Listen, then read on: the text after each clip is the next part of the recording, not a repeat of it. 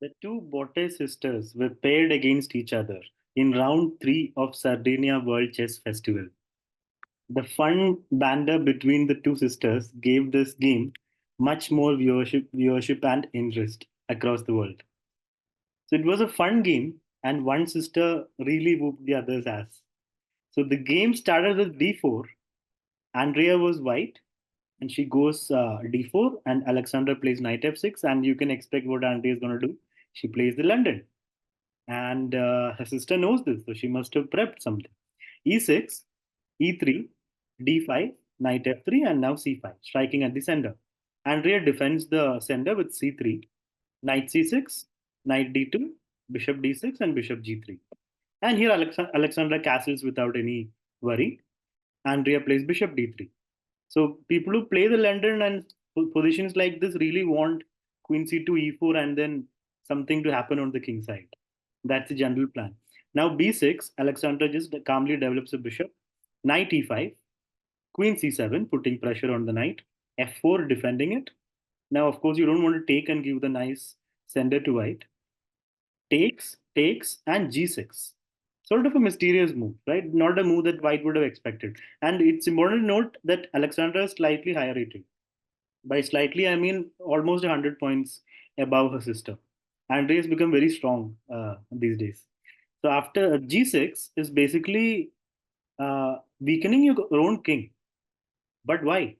It stops any play on the diagonal and it prepares knight h5, eliminating this nice bishop. That is the idea. I mean, you don't want to take it right away, but later, once white castles, then this would become a sort of threat.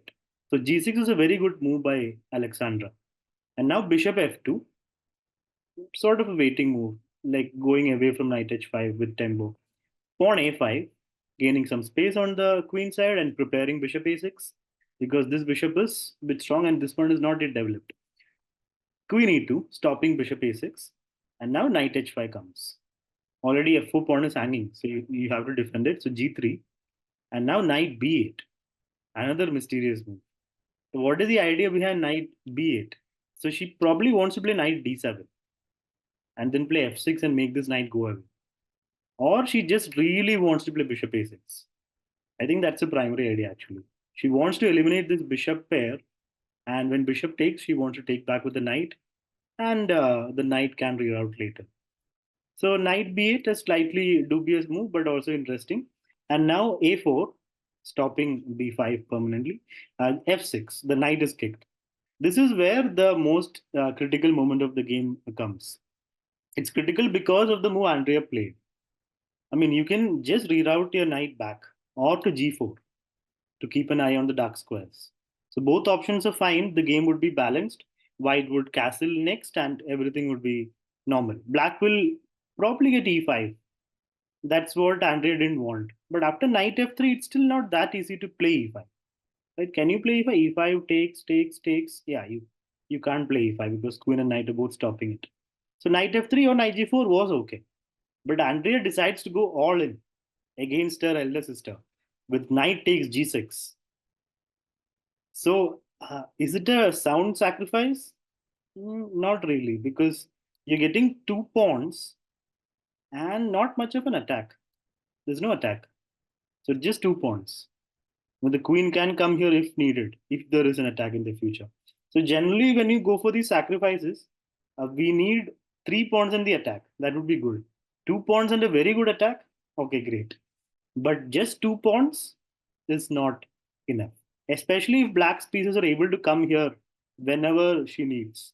Then it's not a good idea to play this knight sack. So she goes for it. And after takes, the knight, bishop takes, the knight is attacked. So knight goes to g7, only move. And now Andrea plays h4.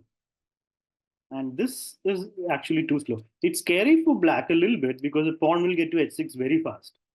And the queen and rook will be there. But even if the pawn gets there to h7, king can just move out. And h6 is not really a problem, the knight can move. And the queen would always be there.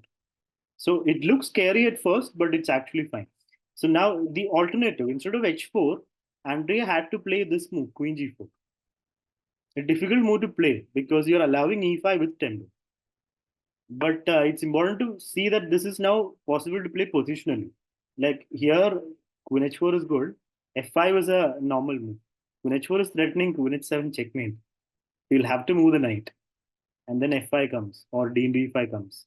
So this is not really a problem. And F5 is a positional way of playing because you now have a very strong bishop here. And if pawn takes pawn, for example, white can just castle, allowing this, but then rook c1 comes. Now pieces are very active. So this is the positional way of playing that. But yeah, when you sacrifice a piece, you want to attack. You want to go, you want to put more pressure. So h4 is a natural move for her. And she plays h4. Knight c6. Alexandra ignores the h pawn, h5, and now e5, striking at the center. She's not worried about h6. h6 comes, but knight goes to e6. Queen g4 now, threatening a discovered attack. Not a real problem though. Bishop g4, the king can just put over. Wait, bishop g4. Oh, yeah, sorry. Bishop g4, the king. Wait, how do you save the knight? If, for example, oh, okay, you'll have to deal with this. So the best move here is pawn takes. Point being, after bishop g4, you have knight g5, and the pawn can never take because the bishop will take back, or the bishop will take here. So this is the point of queen g4 now, and the threat is bishop f5. So Alexandra just calmly steps aside. When she can play this, this is a very strong move, but it's very difficult to play that. The most natural thing is king h8. And it's also important to see the time difference.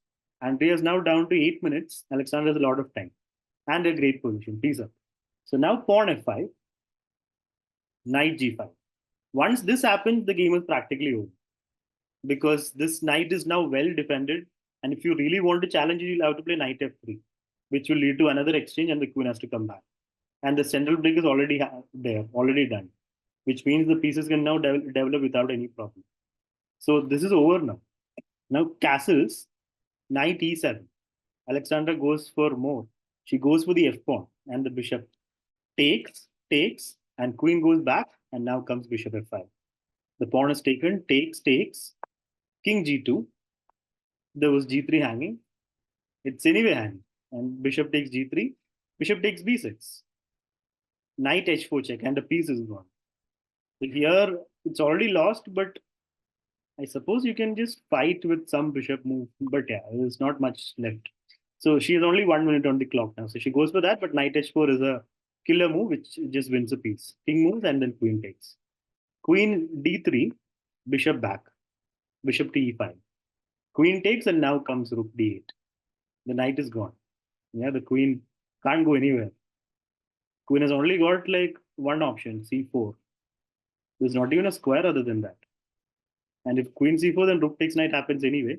And here Andrea just plays knight c4, attacking Alexandra's queen, and now takes, and rook d2. Finishing the game because mate is coming. King moves and knight h3. Checkmate. So the elder sister really taught Andrea a lesson. And now she's leading along with a lot of players on 3 out of 3. And the paths diverge now. Andrea with 1 point deficit and Alexander on the top of the table with a lot of others.